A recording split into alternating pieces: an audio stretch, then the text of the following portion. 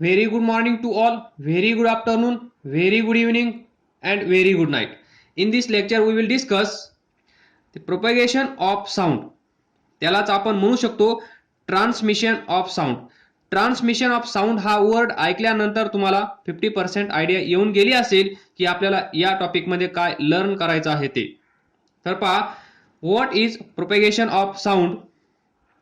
इथे असेल point A, that is sound source. Sound source. Point B इथे असेल sound listener. Sound listener and sound source. इथे sound produce केला जाईल, इथे साऊंड ऐकला जाईल, पण इथला प्रोड्यूस झालेला साऊंड इथे कसा पोहोचला जाईल या प्रोसेसला आपण म्हणतो प्रोपेगेशन ऑफ साऊंड. तर पहा, as a sound source we can use this. हे काय आहे तुम्हाला माहित आहे. याला काय म्हणतो आपण, ट्युनिंग फोर्क. ए डावा हात, बी उजवा हात, त्याला आपण काय म्हणतो प्रॉन्ग्स. ए अँड बी हा असेल ट्युनिंग फोर्क. आणि आपल्याकडे असेल एक रबर पॅड जो हार्ड मटेरियल पासून बनवलेला असेल. हा ट्युनिंग फोर्क आपण घेणार, याच्यावर हॅमर करणार. जसं की आपल्याला शेवटच्या बॉलमध्ये 6 रन हवे आहेत, त्यावेळेस जसा बॅट्समन या बॉलवर तुटून पडतो त्याचप्रमाणे हा ट्युनिंग फोर्क आपल्याला या रबर पॅडवर हॅमर करायचा आहे, जेणेकरून prongs A and B vibrate होतील. व्हायब्रेट झाल्यानंतर याच्या शेजारी असलेले एअर मॉलिक्युल्स, आपण काहीच एअर मॉलिक्युल्स कन्सिडर करणार आहोत.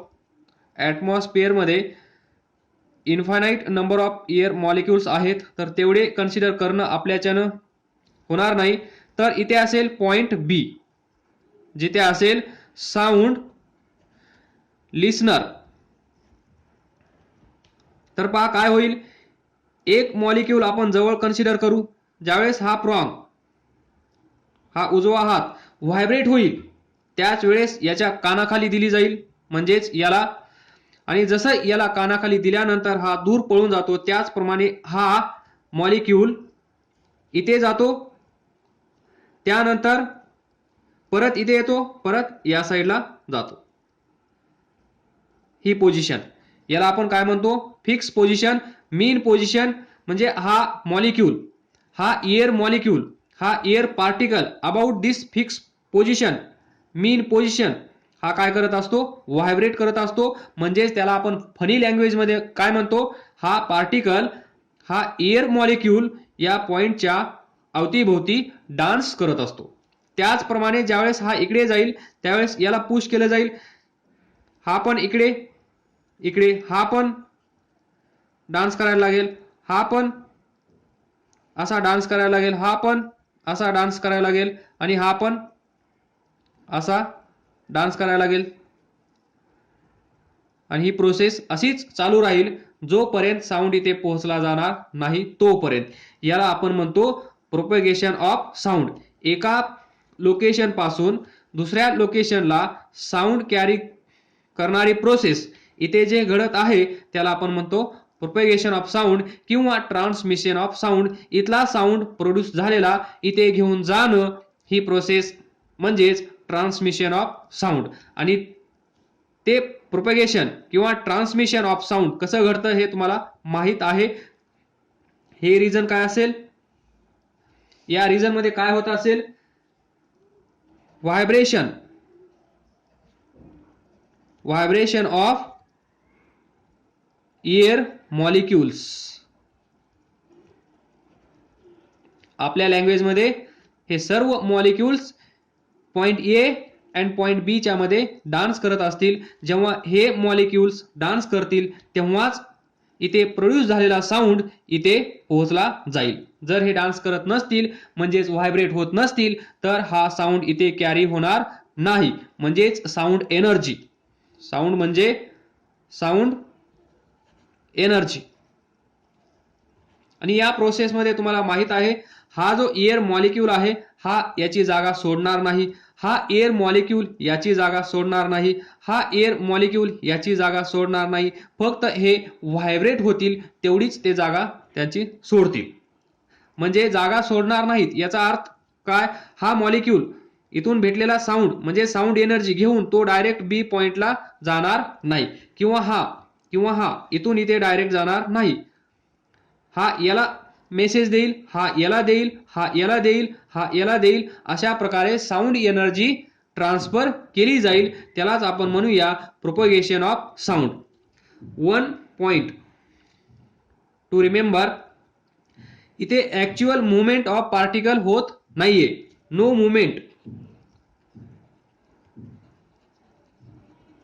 मुवमेंट ऑफ एअर मॉलिक्युल्स, हे लक्षात ठेवा. No actual movement of air molecules from A to B. This is more about propagation of sound. याच्याबद्दल भरपूर काही डिस्कशन आपण पाठीमागच्या बी लेक्चरमध्ये केलेलं आहे. तर तुम्हाला आयडिया येऊन गेली असेल, समजलं असेल what is propagation of sound. नसल समजलं तर त्याच दिवशी तुम्ही कॉन्टॅक्ट करू शकता आणि क्लिअर करू शकता. तर पहा, इथला साऊंड इथे गेला आहे, दॅट इज वेव्ह. कशी असेल साऊंड वेव्ह, अशी इकडे गेली असेल, म्हणजे direction of wave is from left to right. vibrational motion of this air molecules is also in the same direction. त्याच डायरेक्शन मध्ये हे मॉलिक्युल्स पण व्हायब्रेट होत आहेत. म्हणजे ही डायरेक्शन आणि direction of wave and direction of this vibration of air molecules is same, that is parallel. याची direction आणि याची डायरेक्शन पॅरलल आहे, म्हणून आपण याला काय म्हणू शकतो, साऊंड वेव्ह और साउंड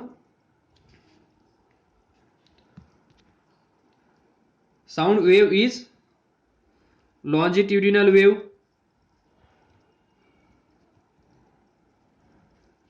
तर पहा, then we know that what, इथे गॅस आहे, गॅसची टाकी आहे असं कन्सिडर करा, गॅस टँक. हा ऑन करा, ऑन केल्यानंतर तुम्ही इथे आहेत असं कन्सिडर करा, इमॅजिन करा तुम्ही इथे आहात. तर ज्यावेळेस गॅस ऑन होईल त्यावेळेस इमिडिएटली तुम्हाला त्याचा आवाज ऐकायला येईल, म्हणजे साऊंड ऐकायला भेटेल. पण त्याच वेळेस you can hear sound immediately, but you can not smell. त्याच वेळेस तुम्ही स्मेल घेऊ शकणार नाही. म्हणजे गॅस लीक झाला आहे की नाही हे कशावरून समजतं आपल्याला, स्मेल येतो. त्या स्मेलवरून आपण असा गेस करतो की गॅस लीक झाला आहे. पण ज्यावेळेस आपण कॉक ऑन करतो त्याच वेळेस आपल्याला within fraction of second sound ऐकायला येतो, पण within fraction of second smell आपल्याकडे येत नाही. हा डिफरन्स कशासाठी, तर पहा, साऊंड इथून इथे पोहोचतो असा, हे जे व्हायब्रेशन होत आहे पार्टिकलचं, एअर मॉलिक्युल्सचं, त्यामुळे फास्ट लवकरात लवकर हा साऊंड आपल्याला ऐकायला भेटतो. पण स्मेल आपल्याला येण्यासाठी हा जो मॉलिक्यूल आहे हा मॉलिक्यूल इथे येणं गरजेचं आहे. मग हा मॉलिक्यूल इथून इथे येण्यासाठी खूप वेळ लागतो, त्यामुळे आपल्याला स्मेल लवकर ऐकायला येत नाही. स्मेल आपल्याला लवकर ऐकायला येत नाही कारण हा मॉलिक्यूल, ही गॅस टाकी, हा गॅस टँक. तर पहा, इथून गॅस लीक झाल्यानंतर तो याच्या शेजारी असेल, मग हा मॉलिक्यूल जोपर्यंत आपल्यापर्यंत पोहोचणार नाही तोपर्यंत आपल्याला स्मेल येणार नाही. पण त्याच्या अगोदर हे जे मॉलिक्युल्स आहेत हे मॉलिक्युल्स व्हायब्रेट होऊन याला व्हायब्रेट करतील अँड सो ऑन. इमिडिएटली आपल्याला साऊंड ऐकायला येईल, but we cannot hear, sorry, we cannot smell this here immediately. This is the difference. आणि हा डिफरन्स आपल्याला सांगतो, हा डिफरन्स आपल्याला असं सांगत आहे की इथला साऊंड इथे जात असताना हे जे मॉलिक्युल्स आहेत हे मॉलिक्युल्स ऍक्च्युअली मूव्ह होत नाहीयेत, तर ते व्हायब्रेट करून साऊंड एनर्जी ट्रान्सफर करतात. म्हणून आपण इथे लिहिलं आहे no movement of air molecules from A to B. हे लक्षात ठेवा. This is more about propagation of sound or transmission of sound. तर याच्यामध्ये पहा, हा मॉलिक्यूल कन्सिडर करा. हा एवढा इकडे गेला असेल, परत तेवढाच तो इकडे जाईल, हे पण लक्षात ठेवा. हे डिस्टन्स A1, हे डिस्टन्स A2. तर लक्षात ठेवा A1 is equal to A2. यालाच आपण काय म्हणतो, एम्प्लिट्यूड. काय म्हणतो याला, amplitude of wave. Maximum displacement of this particle, maximum displacement of this particle from this mean position to either side. इकडे किती गेला असेल तेवढाच तो इकडे जाईल, म्हणजे हे डिस्टन्स जे असेल याला आपण म्हणतो amplitude of wave. Maximum displacement of this particle from this mean position, from this fix position to either side. या साइडला किंवा या साइडला हे डिस्टन्स म्हणजे एम्प्लिट्यूड असतं, हे पण लक्षात ठेवा. आणि ही व्हायब्रेशन या पार्टिकलचं कसं होत आहे, बॅक अँड फोर्थ. म्हणजे एवढा distance back and fourth, back and fourth, this motion. यालाच आपण म्हणतो व्हायब्रेटरी डिस्टर्बन्स, व्हायब्रेटरी मोशन. अशा प्रकारे प्रोपेगेशन ऑफ साऊंड आपण लर्न केलं आहे. काही डाऊट असेल तर विचारा. आणि ज्यावेळेस हा साऊंड इथून इथे पोहोचतो, पॉइंट ए पॉइंट बी, इथे साऊंड पोहोचतो, त्यावेळेस हा साऊंड इथून इथे जाण्यासाठी कशाची गरज असते, मीडियम. मीडियम म्हणजेच काय, सॉलिड, लिक्विड, गॅस. याला आपण काय म्हणतो, मीडियम. म्हणजे sound source and sound listener या दोघांच्या मध्ये सॉलिड मीडियम असलं पाहिजे, किंवा लिक्विड मीडियम असलं पाहिजे, किंवा गॅस मीडियम असलं पाहिजे. जर हे तिघापैकी कोणीही इथे अवेलेबल नसेल तर इथला साऊंड इथे कॅरी केला जाणार नाही.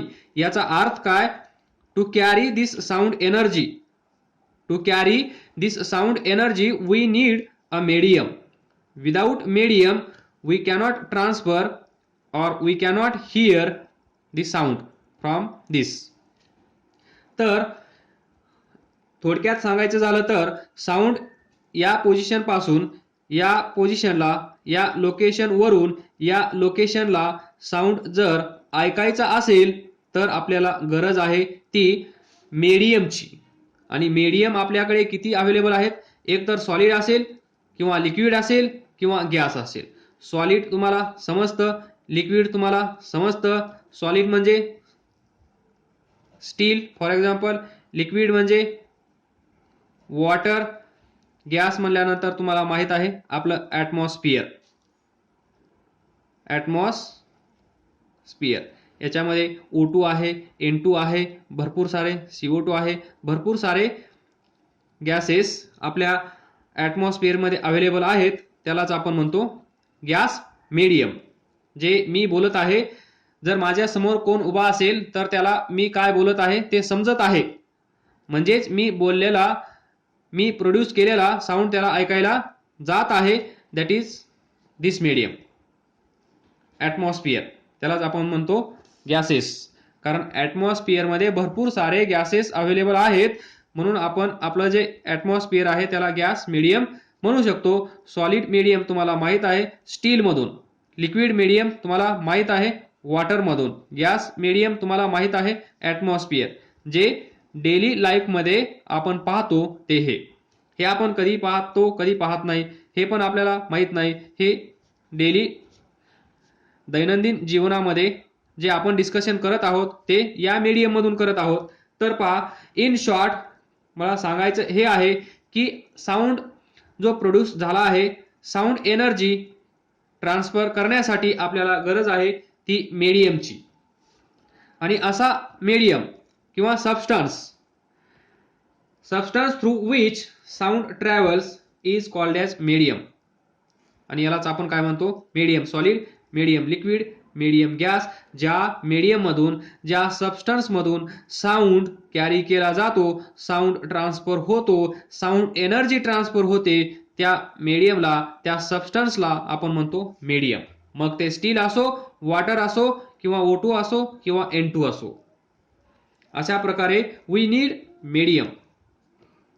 We need a medium to hear sound or to transfer sound from one place to another place. Okay,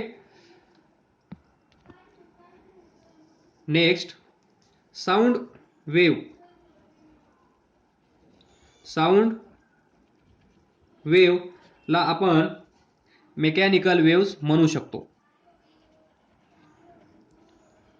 mechanical wave. कारण sound wave is called as mechanical wave. कारण हे असेल की sound wave, this wave carry करण्यासाठी किंवा sound energy transfer करण्यासाठी आपल्याला गरज आहे मीडियमची. म्हणून आपण साऊंड वेव्हला मेकॅनिकल वेव्ह म्हणू शकतो. नंतर दुसरा टाइप्स असेल non mechanical wave. Non mechanical wave म्हणजे जिथे मीडियमची आवश्यकता नाहीये त्याला आपण म्हणतो नॉन मेकॅनिकल वेव्हज. तर पहा, मेकॅनिकल वेव्हज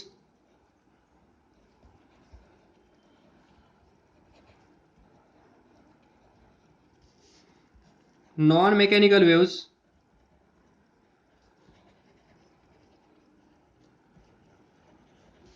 इथे असेल साऊंड वेव्ह. मेकॅनिकल वेव्ह म्हणजे मीडियमची आवश्यकता असते, नॉन मेकॅनिकल वेव्हज म्हणजे मीडियमची आवश्यकता नसते. तर मीडियमची आवश्यकता नसते तर अशा वेव्हज कोणत्या असतील? लाईट वेव्हज, मीडियमची आवश्यकता नाहीये. रेडिओ वेव्हज, यालाच आपण म्हणतो in short electromagnetic waves. Electromagnetic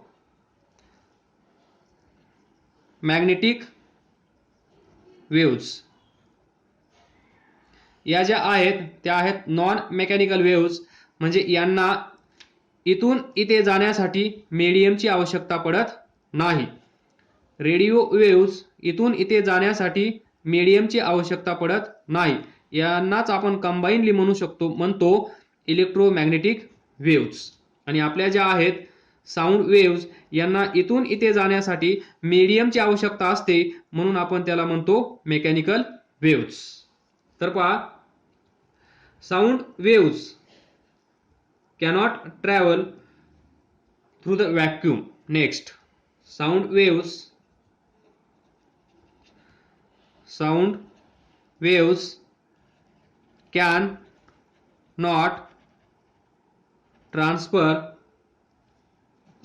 cannot travel through vacuum. Vacuum म्हणजेच व्हॅक्यूम मध्ये एअर मॉलिक्युल्स प्रेझेंट नसतात.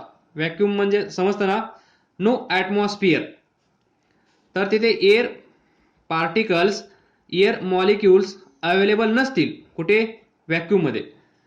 जर व्हॅक्यूम मध्ये air particles, air molecules available नसतील तर डान्स कोण करेल? व्हायब्रेट कोण होईल? आणि जर कोण डान्स करत नसेल, व्हायब्रेट कोण होत नसेल, तर या पॉइंट पासून या पॉइंटला साऊंड एनर्जी ट्रान्सफर होणार नाही, म्हणजेच साऊंड ऐकू येणार नाही. म्हणून आपण म्हणू शकतो sound waves can not travel through vacuum, but light wave, radio waves can travel through this medium because they do not require any medium to travel. This is more about propagation of sound. We will explain some experiments. See this experiment, small experiment. इथे एक thread use केली आहे. इथे एक छोटासा टीन आहे, टीन can. इथे एक छोटासा टीन कॅन आहे आणि हे दोन टीन कॅन या थ्रेडने कनेक्ट केले आहेत. इकडे एक बॉय आहे, इकडे एक आहे. हा बोलत आहे, हा ऐकत आहे. हा इथे बोलत आहे तर याला तो साऊंड ऐकायला येत आहे. तर हा साऊंड इथून इथे कुठून जात आहे? थ्रू दिस मीडियम. या मीडियम मधून हा साऊंड इकडे ट्रान्सफर होत आहे. साऊंड एनर्जी ट्रान्सफर होत आहे. म्हणून आपण असं म्हणू शकतो sound can travel through solid. कारण ही स्ट्रिंग जी आहे, ही जी दोरी आहे, ही कशाची आहे? हा जो थ्रेड आहे हा काय आहे? सॉलिड. म्हणजे सॉलिड मीडियम मधून साऊंड एनर्जी ट्रान्सफर होऊ शकते. हे या एक्सपेरिमेंट मधून आपल्याला दिसून येत आहे. हे पेज मी तुम्हाला पाठवेन, तुम्ही रीड करून घ्या. जे इथं डिस्कस केलं हे स्मॉल डिस्कशन लिहिलं आहे, ते रीड करण्याची गरज नाहीये. तुम्ही रीड करा, तुम्हाला आयडिया येऊन जाईल. This is example to get an idea how the sound transfers or sound can travel through the solid medium. This is experiment to show that sound can not travel through the vacuum. तर पहा, ही bell आहे, इथे पण bell आहे. तर इथे या दोन फिगरमध्ये डिफरन्स हा आहे. ही जी बेल आहे या बेलमध्ये एअर प्रेझेंट आहे, एअर मॉलिक्युल्स अवेलेबल आहेत आणि याच्यामध्ये एअर मॉलिक्युल्स अवेलेबल नाही आहेत. म्हणजे इथले एअर मॉलिक्युल्स आपण सर्व या एक्सपेरिमेंटमध्ये हळूहळू बाहेर काढून घेतले आहेत. इथे पहा, to vacuum pump to remove air. या बेलमध्ये असणारी सर्वच्या सर्व एअर आपण काय करणार? बाहेर काढून घेणार. इथे पहा, ज्या वेळेस या बेलमध्ये एअर मॉलिक्युल्स प्रेझेंट आहेत, एअर मॉलिक्युल्स प्रेझेंट आहेत, त्यावेळेस ज्यावेळेस हा हॅमर याच्यावर स्ट्राईक करेल बेलवर, त्यावेळेस इथे व्हायब्रेशन क्रिएट होईल. ते एअर मॉलिक्युल्स व्हायब्रेट व्हायला सुरुवात होईल आणि ज्यावेळेस एअर मॉलिक्युल्स व्हायब्रेट होतात त्यावेळेस साऊंड एनर्जी ट्रान्सफर केली जाते आणि तो साऊंड आपल्याला ऐकायला येतो in the presence of air. But same situation is here, only one difference is there. या बेलमध्ये असणारी एअर म्हणजेच एअर मॉलिक्युल्स या बेलमधून आपण बाहेर रिमूव्ह करत आहोत. इथले air molecules step by step आपण कमी करत आहोत. ज्यावेळेस या बेलमधली सर्व एअर बाहेर काढली जाईल त्यावेळेस आपल्याला साऊंड ऐकायला येणार नाही. आणि ही जी एअर मॉलिक्युल्स आहेत ही बाहेर काढण्याची मेथड कशी असेल? Step by step. अगोदर थोडी थोडी थोडी थोडी म्हणजे 1 सेकंदामध्ये हे मशीन चालू आहे, व्हॅक्यूम पंप चालू आहे, थोडी थोडी एअर याच्यातली बाहेर काढायला चालू आहे. जशी जशी याच्यातली एअर मॉलिक्युल्स कमी कमी होत जातील तसा तसा आपल्याला ऐकू येणारा साऊंड पण कमी कमी होत जाईल. आणि ज्यावेळेस या बेलमध्ये असणारी सर्व एअर बाहेर काढली जाईल त्यावेळेस आपल्याला साऊंड बाहेर ऐकायला येणार नाही. याचा अर्थ काय? तर साऊंड ऐकू येण्यासाठी किंवा साऊंड एनर्जी ट्रान्सफर करण्यासाठी आपल्याला एअर मॉलिक्युल्सची आवश्यकता आहे आणि इथे एअर मॉलिक्युल्स प्रेझेंट आहेत, त्यामुळे आपण साऊंड ऐकू शकतो किंवा साऊंड एनर्जी ट्रान्सफर केली जाऊ शकते.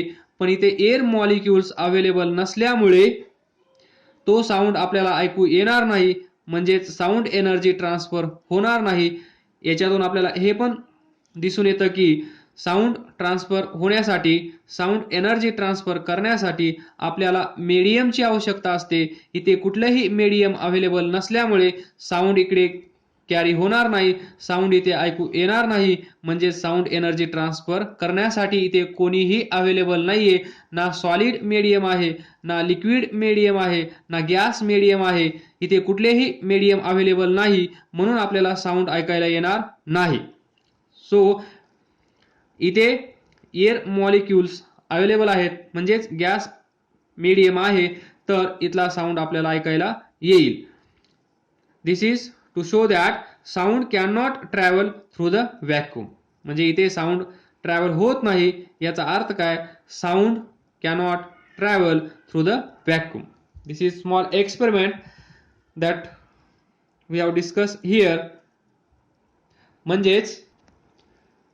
म्हणजेच from this discussion we can conclude that sound can travel through the solid medium, sound can travel through the liquid medium, sound can travel through the gas medium by vibrating the molecules present over there, that is molecules of solids, molecules of liquids and molecules of gases carry the sound waves from one place to another place through their vibrations, म्हणजे through their dance. ते dance करत असतील, ते enjoy करत असतील आणि एका प्लेसपासून दुसऱ्या प्लेसला साऊंड एनर्जी ट्रान्सफर करण्याचं काम ते मॉलिक्युल्स करत असतील. जर तिथे सॉलिड मीडियम अवेलेबल असेल तर, जर तिथे लिक्विड मीडियम अवेलेबल असेल तर, आणि लास्ट तिथे गॅस मीडियम अवेलेबल असेल तर. या तिघापैकी कोणीही अवेलेबल नसेल तर आपल्याला साऊंड ऐकायला येणार नाही. हे आहे या लेक्चरचं कन्क्लुजन. काय समजलं नसेल तर विचारा, अभ्यास करत राहा, पुढे जात राहा. All the best. Thank you. Here is the next topic, small topic that we will discuss only conclusions. Speed of sound. Speed of sound, हा जो साऊंड आहे इथून इथे जात आहे त्याचा speed depends upon nature of material. म्हणजे ते मटेरियल कोणतं आहे, सॉलिड, लिक्विड, गॅस, त्यावर हे डिपेंड करेल. That is solid, liquid, gas. Here temperature and humidity. How speed of sound vary with these parameters, with these factors. The nature of material. Solid मध्ये पहा, gas मध्ये 344 metre per second, एका सेकंदामध्ये 344 metre sound चा speed आहे. त्यानंतर म्हणजे sound आपण इथे बोलत आहोत तो एका सेकंदामध्ये 344 मीटर जाऊ शकतो. लिक्विडमध्ये 1500 मीटर पर सेकंद, एका सेकंदामध्ये 1500 मीटर साऊंड दूर जाऊ शकतो लिक्विड मीडियम मध्ये. Whereas in solid 5130, that is iron. या मीडियम मध्ये साऊंड चा स्पीड पहा 5130 मीटर पर सेकंद, एका सेकंदामध्ये 5000 मीटर पर सेकंद, एका सेकंदामध्ये 5000 मीटर एवढा दूर साऊंड जाऊ शकतो. म्हणजे याचा स्पीड सर्वात जास्त कुठे आहे, इथे, त्यानंतर लिक्विड, त्यानंतर गॅस. म्हणजे speed of sound is fastest, is greater than solid, is greater than liquid, is greater than gas. हे लक्षात ठेवा. दिस सिक्वेन्स, सॉलिड मध्ये स्पीड सर्वात जास्त आहे, त्यानंतर आहे लिक्विड, त्यानंतर आहे गॅस. आणि यांच्या व्हॅल्यूज कंपेअर करण्यासाठी या तीन व्हॅल्यूज लक्षात ठेवा. लगभग गॅस मधून लिक्विड मध्ये आल्यानंतर स्पीड कितीने वाढत आहे, 5 टाइम्स, बरोबर, 5 टाइम्स, जवळपास 5 times speed of sound increase होत आहे. त्यानंतर टेम्परेचर टेम्परेचर, जर टेम्परेचर वाढवलं, हे जे आपले गॅस मॉलिक्युल्स आहेत त्यांचं जर टेम्परेचर वाढवलं तर काय होतं पहा. For example at 0 degree Celsius speed is 332 metre per second. At 20 degree Celsius speed is 344 metre per second. हे दोन एक्झाम्पल लक्षात ठेवा. यावरून असं दिसून येत आहे की जर आपण टेम्परेचर वाढवलं तर स्पीड पण वाढत आहे. म्हणजेच as the temperature of air increases, T increases, the speed of sound in it increases. Speed of sound increases. हे दोन व्हॅल्यू लक्षात ठेवा. स्पीड वाढला आहे, टेम्परेचर वाढला आहे. As temperature increases speed of sound increases. Then humidity. याच कारणामुळे इथे असं आपण म्हणू शकतो speed of sound in air, speed of sound in air will be more. Speed of sound in air will be more. Speed of sound in air, येथे पहा speed of sound in air in hot day. Speed of sound in air cold day. Hot day, cold day. म्हणजे hot day ला speed of sound in air जास्त असतो. Speed of sound in air than cold day. इथे speed जास्त आहे, इथे कमी आहे. Next, speed of sound in dry air is less than speed of sound in humid air. इथे पहा स्पीड कमी आहे ड्राय एअरमध्ये, स्पीड जास्त आहे ह्युमिड एअरमध्ये. म्हणजेच स्पीड ऑफ साऊंड या मीडियममध्ये कमी असेल, दॅट इज ड्राय एअरमध्ये कमी असेल आणि ह्युमिड एअरमध्ये जास्त असेल. हे पण एक कन्क्लुजन लक्षात ठेवा. That is sound travels slower in dry air, sound travels faster in humid air. That is humidity of air increases. जर ह्युमिडिटी ऑफ एअर इन्क्रीज केली तर स्पीड ऑफ साऊंड इन्क्रीज होतो. याचाच अर्थ काय, ह्युमिडिटी ऑफ एअर इन्क्रीज केली तर speed of sound increase होतो, डायरेक्टली प्रोपोर्शनल टू. हे होते जस्ट कन्क्लुजन्स. हे तुम्हाला असेच मेमोराईज करायचे आहेत, लक्षात ठेवायचे आहेत. डिटेल्समध्ये तुमच्या सिलेबसनुसार नाही आहे. तर थँक्यू.